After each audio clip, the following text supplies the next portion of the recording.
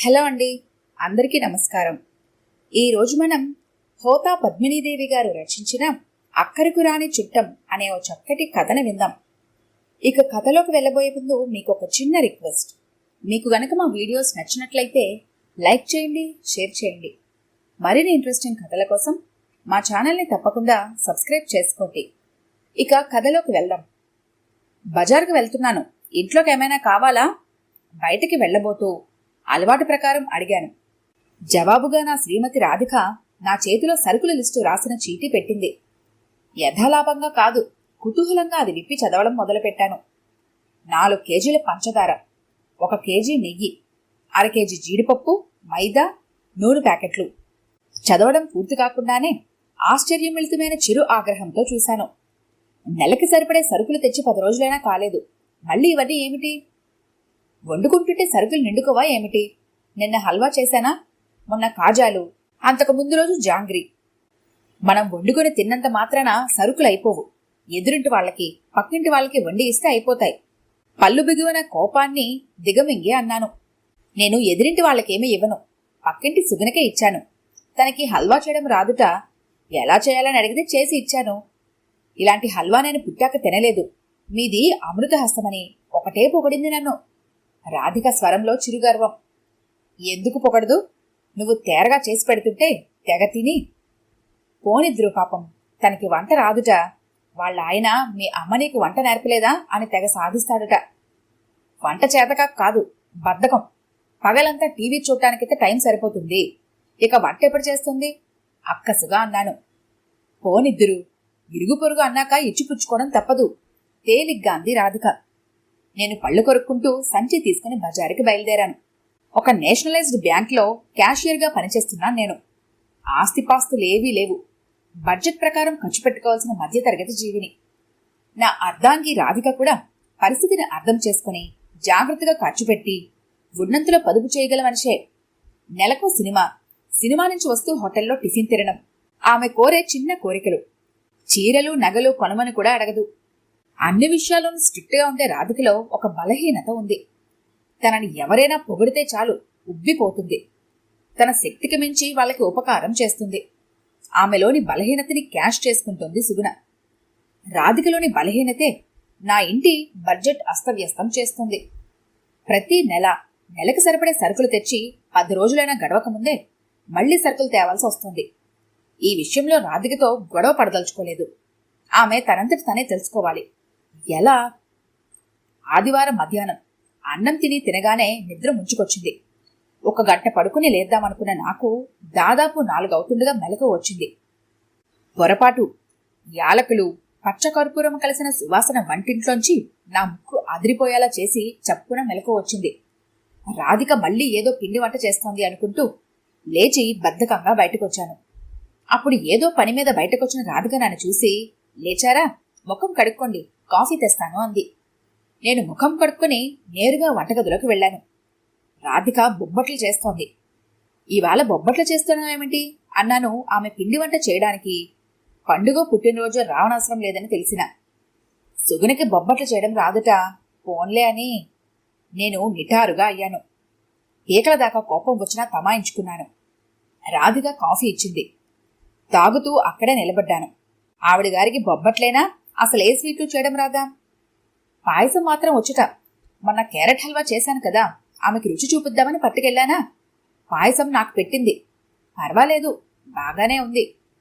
మరింకే, మిగిలివన్నీ నేర్చుకోవచ్చుగా. చెయ్యాలని మొదలు పెడుతుందట పాపం, అస్సలు కుదరటం లేదట. ఏదో తేడా, నేను చేసినట్టు కుదరటం లేదు అంటుంది. రాధిక స్వరంలో చిరుగర్వం. నువ్వు మాత్రం మీ అమ్మ కడుపులోంచి ఓ చేత్తో గరిట, మరో చేత్తో అట్లగడ పట్టుకొని పుట్టావా? వంట బ్రహ్మ విద్యేమీ కాదు. ఒకసారి పాడైనా అదే కుదురుతుంది. మీ సుగునికి వంట వండటానికి బద్ధకమని చెప్పు, నమ్ముతాను. ఉక్రోషంగా అన్నాను. పళ్లెంలో మడత పెట్టిన బొబ్బట్లకి ఎంత శనగపప్పు పంచదార ఖర్చయ్యుంటాయా అంచనా కడుతూ. పోనిద్దురు, ఇరుగు పొరుగు అన్నాక రాధిక సేమ్ డైలాగ్ కొట్టింది. బీరకాయ కూర నుంచి బిర్యానీ వరకు సుగునకి ఇస్తూనే ఉంది రాధిక. గతంలో పండక్కి, పిల్లల పుట్టినరోజుకి తప్ప స్వీట్లు చేసేది కాదు. ఇప్పుడు ప్రతి రాత్రి వసంతరాత్రి అన్నట్టు ఇంచుమించు ప్రతిరోజు పండగే. నా పర్సు బరువు తగ్గి శరీరం బరువు పెరగడం మొదలెట్టింది. నడుం చుట్టూ కొలత పెరిగిందని టైట్ అవుతున్న ప్యాంట్లు చెబుతున్నాయి. ఆ రోజు 1 గంట ముందే బ్యాంకుకు బయలుదేరుతున్న నన్ను ఆశ్చర్యంగా అడిగింది మా ఆవిడ. అదేమిటి అప్పుడే బయలుదేరారు? ఇవాళ్టి నుంచి బ్యాంక్కి నడిచి వెళ్తాను. అదే, రోజు నువ్వు చేసి పెట్టిన స్వీట్లు తిని ఎంత లావయ్యానో చూడు. నడకని మించిన వ్యాయామం లేదు.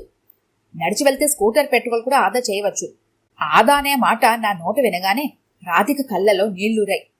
నేను దుబారా ఖర్చులు చేస్తున్నాను కదూ అంది అపరాధిలా తల ఉంచుకొని. ఛ, ఎవరన్నారలా? ఎవరో చెప్పాలా? నాకు తెలియదా? ఇంక రేపటి నుంచి సుగునికి ఏమి వండి ఇవ్వను అంది. మా ఆవిడలోని మార్పు నన్ను సంతోషపెట్టింది. కాని ఆ సాయంకాలం బ్యాంక్ నుంచి ఇంటికొచ్చేటప్పటికీ ఆ ఆనందం కాస్త ఆవిరైపోయింది.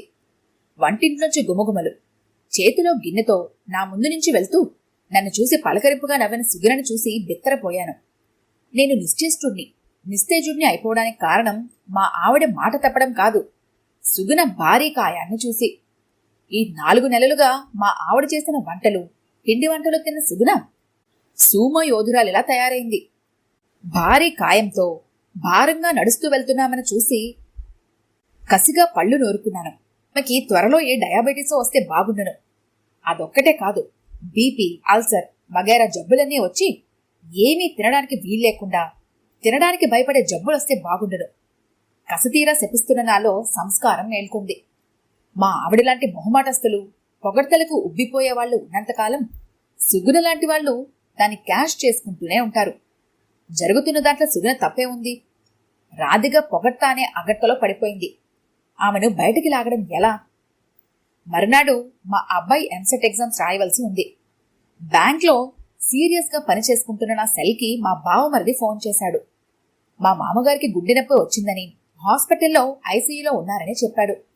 నేను అతనితో మాట్లాడి ఫోన్ పెట్టాక రాధిక ఏడుస్తూ ఫోన్ చేసింది. 70 ఏళ్లు పైబడిన తండ్రి ఎలా ఉంటాడనే ఆందోళన ఆమె స్వరంలో. గోదావరిలో బయలుదేరదాం అన్నాను ఆమెను ఊరడిస్తూ. రేపు బుజ్జిగాడి ఎంసెట్ ఎగ్జామ్. అంత దుఃఖంలోనూ వాడి పరీక్ష సంగతి మర్చిపోలేదామె. ఎలా? సరే, నేను ఇంటికి వస్తున్నాను, ఆలోచిద్దాం, కంగారు పడకు అని మేనేజర్ దగ్గర పర్మిషన్ తీసుకుని ఇంటికొచ్చాను. 15 గంట సేపు బుజ్జిగాడిని ఎక్కడ ఉంచాలని ఇద్దరం బుర్రల బద్దలు కొట్టుకున్నాం. ఆఖరికి మా ఇద్దరికి తట్టిన ఆలోచన ఒకటే, సుగుణని అడిగితే? నేనడిగితే తను కాదనదు అంది రాధిక. అన్నదే తడువు సుగుణ దగ్గరికి వెళ్ళింది. 5 నిమిషాలు గడవకముందే ఎర్రబడిన ముఖంతో వచ్చింది. ఏమైందని అడగకముందే చెప్పింది. బుజ్జిగాడిని వాళ్ళ ఇంట్లో పెట్టుకోదుట. వాళ్ళ అబ్బాయి కూడా ఎంసెట్ ఎగ్జామ్ రాయాలి కదా, డిస్టర్బ్ అవుతాడట. మనుషుల మధ్య సంబంధ బాంధవ్యాలు ఇచ్చిపుచ్చుకోవడం ద్వారా పటిష్టమవుతాయంటారు. కాని పుచ్చుకోవడమే కాని ఇవ్వడం తెలియని మనిషిని మొదటిసారి చూస్తున్నాను. కనీసం మొహమాట పడకుండా నో అని ఎలా చెప్పగలిగిందో. రాధిక స్వరంలో నిస్సహాయమైన కోపం. ఆవిడ అక్కరకరాని చుట్టం లాంటిదని ఇప్పటికైనా అర్థమైందా అన్నాను. ఇప్పుడు ఎలాగండి? నాన్నగారు ఎలా ఉంటారో? మనం ఊరికి వెళ్దాం అంది ఏడుస్తూ. నువ్వు ఇవాళ చిన్నవాడిని తీసుకుని వెళ్ళు. రేపు బుజ్జిగాడి పరీక్ష అయ్యాక నేను వాడి వస్తాం. ఎలా? మీ భోజనం? మీకు వంట రాదుగా? ఏదో తట్టాలు పడతాం, ముందు నువ్వు బయలుదేరు. రాధికని ట్రైన్ ఎక్కించి వచ్చాను. బుజ్జిగాడి పుస్తకాలతో కుస్తీ పడుతున్నాడు. నేను అన్నం కుక్కర్లో ఉండి కూర హోటల్ నుంచి తెచ్చాను. ఆ మర్నాడు కూడా అంతే. సుగుణ కనీసం ఒక్కసారైనా ఏం చేస్తున్నారని పలకరించలేదు. నాకు ఆమె మీద కోపం రాలేదు, రాధిక మీద కూడా కోపం రాలేదు. దీన్ని గుణపాఠంగా తీసుకునైనా రాధిక మారుతుందో లేదో. మా మామగారికి కులాసాగా ఉంది. ప్రాణాపాయం తప్పింది. ఆయన్ని హాస్పిటల్ నుంచి డిశ్చార్జ్ చేశాక నేను వైజాగ్ వచ్చేశాను. రాధిక పిల్లల్ని తీసుకుని వచ్చేటప్పటికీ మరో 10 రోజులు పట్టింది. అన్ని రోజులు హోటల్ తిండే గతయింది నాకు. ఊరి నుంచి వచ్చిన రాధికని పలకరించడానికి వచ్చినట్టుంది సుగుణ. వంటగదిలో నుంచి మాటలు వినిపిస్తున్నాయి. మీ నాన్నగారు ఎలా ఉన్నారు? కులాసాగానే ఉన్నారు. ఏం చట్నీ అది? చింతకాయ పచ్చడి. రాధిక స్వరంలో తొక్కిపెట్టిన అసహనం. ఎలా చేస్తారు? చింతకాయల్ని రోట్లో వేసి మెత్తగా తొక్కి గింజలన్నీ ఏరి ఆపై పోపు వేసి రుబ్బాలి. మీరు వంట చాలా బాగా చేస్తారు రాధిక. మీ చేత్తో ఏం వండినా అమృతంలా ఉంటుంది. సుగుణ పొగుడుతోంది. వంట బ్రహ్మ విద్యేమీ కాదు, శ్రద్ధగా వండితే మీరు బాగా చేయగలరు అంది రాధిక తను చేసిన పచ్చడి రుచి చూపించబోనని స్పష్టం చేస్తూ. కొన్ని క్షణాల తర్వాత గడప దాటుతున్న సుగుణని చూశాను. ఆమె చేతులు ఖాళీగా ఉన్నాయి. ఇంక రాధిక సుగునే కాదు, సాక్షాత్తు ఆ బ్రహ్మదేవుడే వచ్చి పొగిడినా అగర్తలో పడదు. నాకు చాలా తృప్తిగా ఉంది. ఈ కథ కనుక మీకు నచ్చినట్లయితే లైక్ చేయండి, షేర్ చేయండి. మరిన్ని ఇంట్రెస్టింగ్ కథల కోసం మా ఛానల్ని తప్పకుండా సబ్స్క్రైబ్ చేసుకోండి.